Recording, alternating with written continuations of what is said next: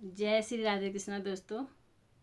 आप लोग कैसे हैं? आप सभी को एकादशी व्रत की अनंत शुभकामनाएं। आज एकादशी का व्रत है तो मैंने सोचा एक छोटी सी कहानी आप लोगों के सामने एकादशी व्रत की बोलूं। वैसे मुझे इतना ज्ञान नहीं है, अगर मुझे थोड़ी सी त्रुटि हो जाए और कोई मेरा वीडियो देख रहे हैं उसमें आपको त्रुटि लगे तो कृपया मेरा मार्गदर्शन करें और मुझे बताएं।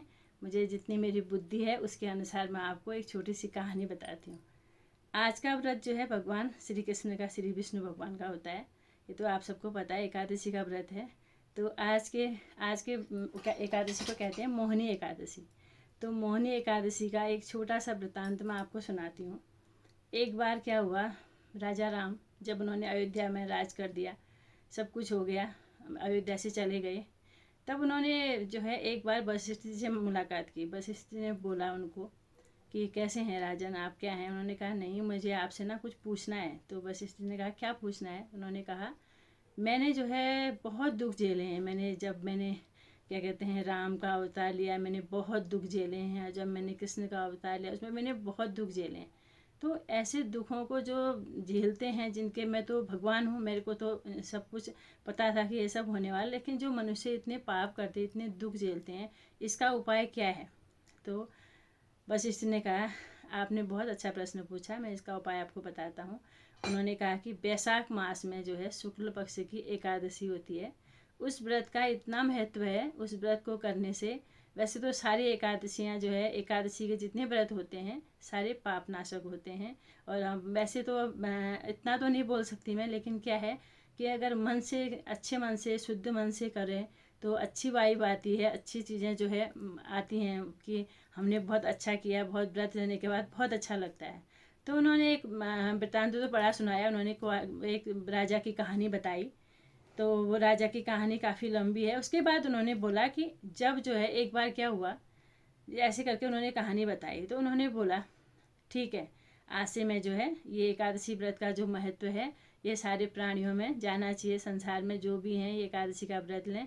इस व्रत को करने से आपके अनेक पाप नष्ट हो जाते हैं। एक छोटा सा वृत्तांत और है। एक बार श्री हरि विष्णु और माता लक्ष्मी जो है हरिद्वार में हरिद्वार में घूम रहे थे। हरिद्वार में अपना जो है नौका विहार देख रहे थे, सब कुछ देख रहे थे, अपना वहाँ घूम रहे थे, भ्रमण करने आए थे, भ्रमण कर रहे थे। तो जब माता लक्ष्मी ने पूछा कि सभी भक्त जो है नहा के जा रहे हैं, गंगा स्नान में नहा के जा रहे हैं, लेकिन दुखी हैं वो। तो उन्होंने कहा कि देखो भगवान, ये इतने पाप नाशक जो है, पाप नाशिनी गंगा मैया में जो है डुबकी लगा के जा रहे हैं, उसके बाद भी इनके जो है तन से पानी अभी सूखा भी नहीं है, इनके तन में अभी जल ही है, लेकिन ये दुखी क्यों है? तो उन्होंने बोला कि ये ना केवल एक मन की गंगा में डुबकी लगा के जा रहे हैं। इन्होंने एक मतलब कहा कि सब ने नहाया तो मैंने भी नहा दिया। इनका मन जो है साफ नहीं है, इनका मन शुद्ध नहीं है, शुद्ध मन से ये नहीं जा रहे हैं। अपने हृदय से जो शुद्ध मन होता है उससे वो नहीं इसमें जो है स्नान कर रहे हैं।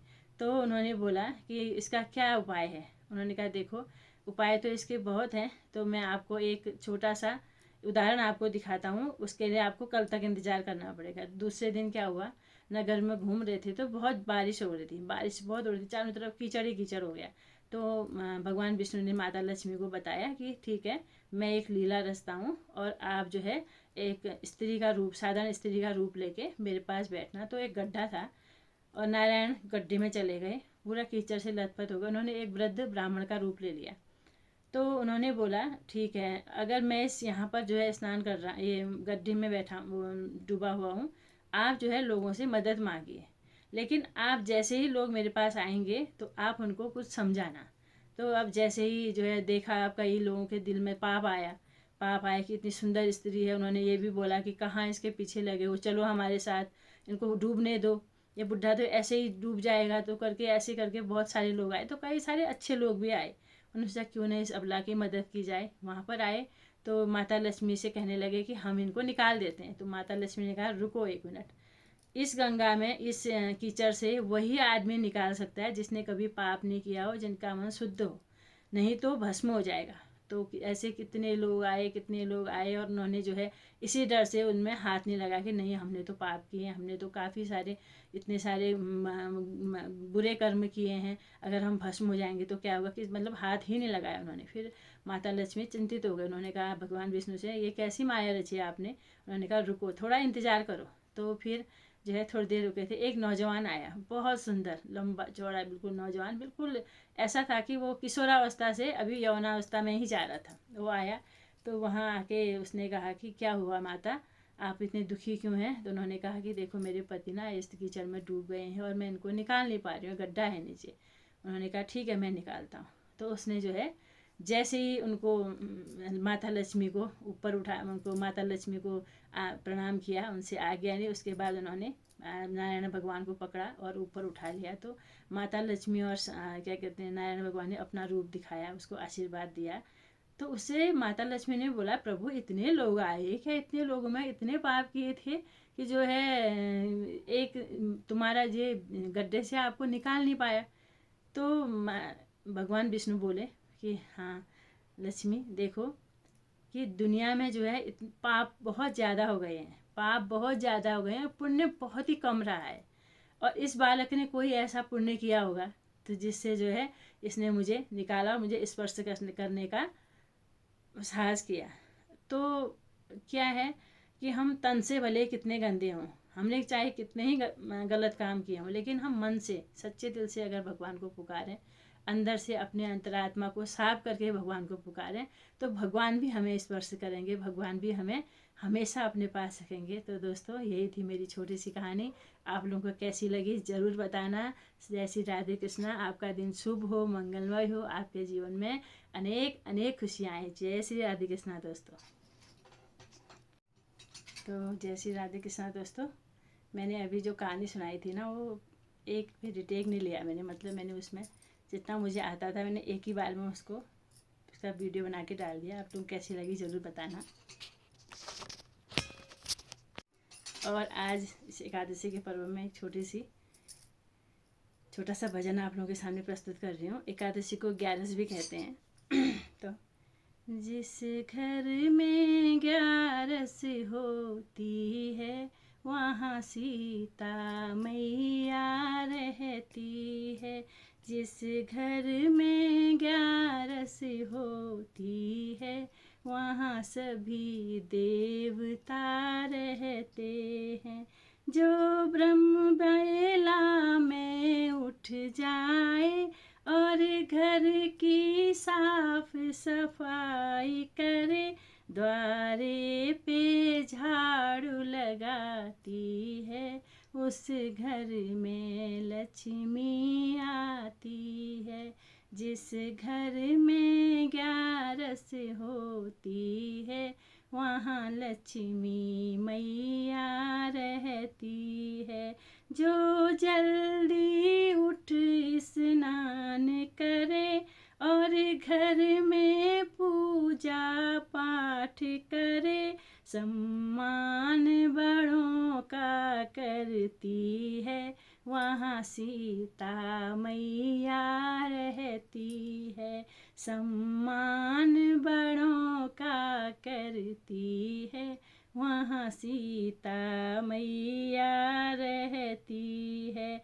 जो प्रेम से भोग बनाती है और प्रभु को भोग लगाती है, जो प्रेम से भोग बनाती है और प्रभु को भोग लगाती है और प्रेम से सबको खिलाती है, वहाँ अन्नपूर्णा रहती हैं।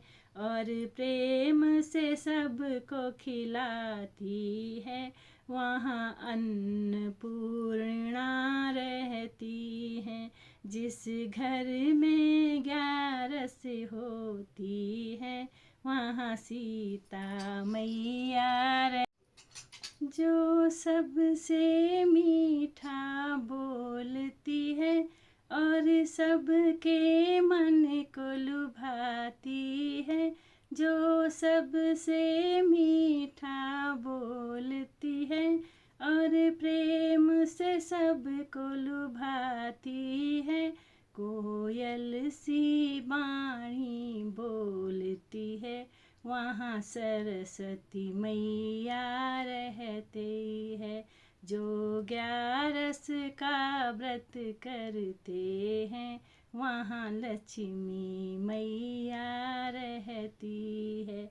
जो पति का मान बढ़ाती है और रूखा सूखा खाती है, जो पति का मान बढ़ाती है और रूखा सूखा खाती है और भगवान के गुण गाती है, वहाँ गौरा मैया रहती है। और भगवान के गुण गाती है, वहाँ गौरा मैया रहती है। जिस घर में 11 होती है, वहाँ लक्ष्मी मैया रहती है। जिस घर में 11 होती है, वहाँ लक्ष्मी मैया रहती है। जय हो 11 माता की। आप लोगों का बहुत बहुत धन्यवाद। आप मेरे वीडियो को देखना और मुझे लाइक कमेंट करना। जय हो।